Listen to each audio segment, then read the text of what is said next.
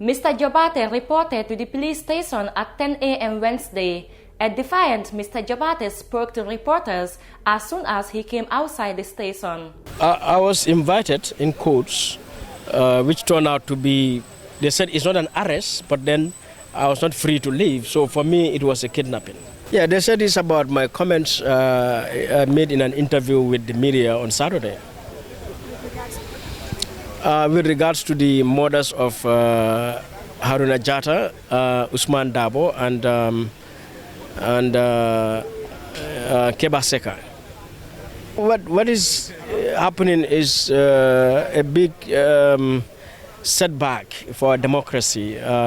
Citizens have a right to express themselves, their opinion, and it is true that self-expression that they hold to account the state.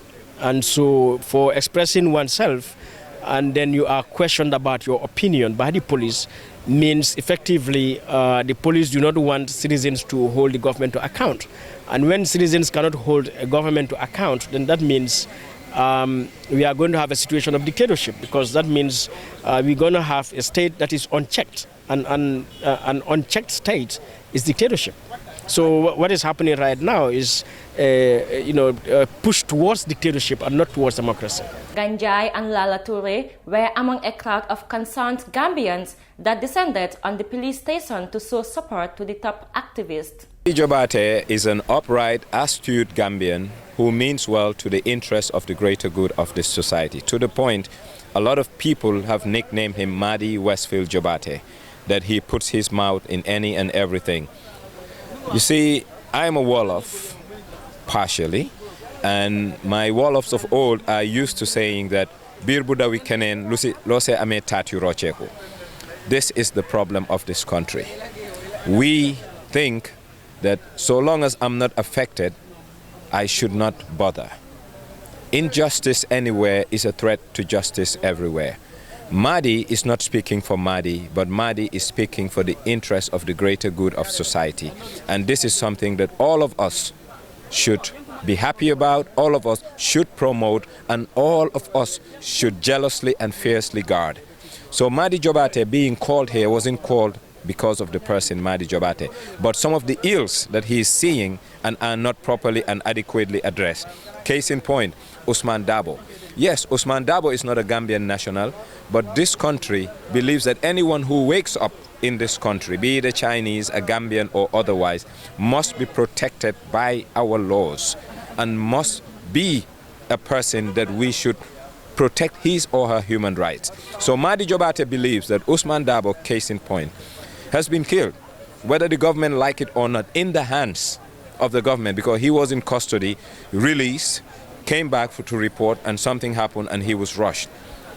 We want to know what happened to him. Gambia hasn't reached a point where our law enforcers should be wearing body cams because we cannot afford it. But the time has come.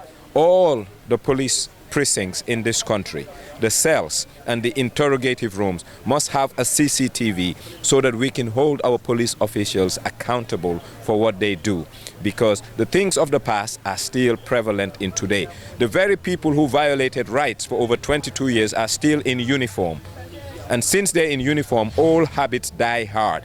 They haven't changed their mode of operandi. And that is one thing we need to make sure it changes in the new Gambia.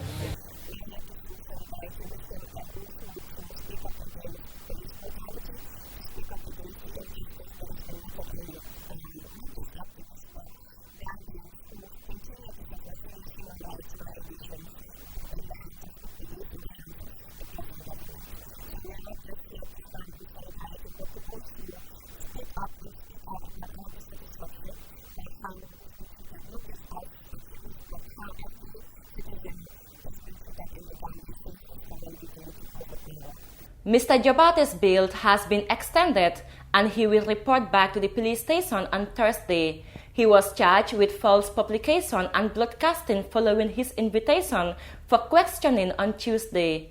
The charge is in respect of comments he made at Black Lives Matter, the Gambia's protest held last Saturday. Reporting for the Fatu Network News Review, Umisau.